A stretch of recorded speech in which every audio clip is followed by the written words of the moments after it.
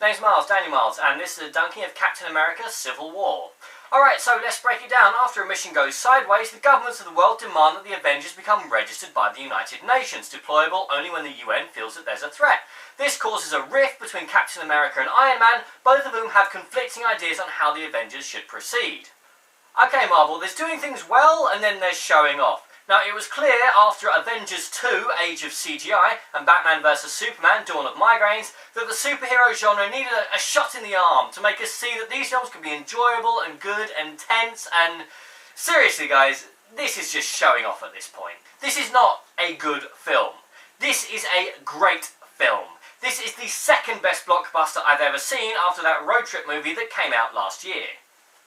The acting is fantastic, the CGI is used to effect, every single character feels wanted and needed with a purpose.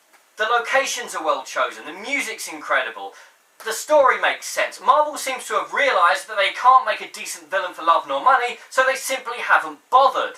There's a make-the-plot-move character, but I would not stretch to calling him a villain. They've kept the CGI to a minimum. I mean, the CGI in this film, don't get me wrong, but they've kept the stunts realistic, the actors human.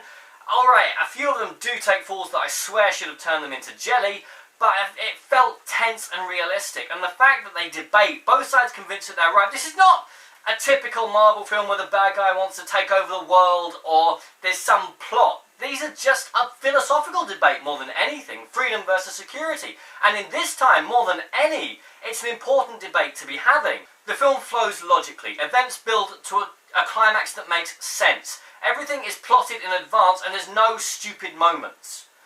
The dialogue flows better. They've toned down the Joss Whedonness of the dialogue, which is absolutely beautiful, as it was getting a little bit pleased with itself. There's an incredibly inventive fight at an airport about 2/3 of the way through that for me was the absolute highlight of the film. I do think it goes on for about 10 or 15 minutes too long, but aside from that, there's absolutely nothing to criticise. Okay, so enough gushing. I know exactly what rating to give this film. See it now. The highest rating I can give. I'm Daniel, this is A Dunking. If you've enjoyed this video, please like, share and subscribe.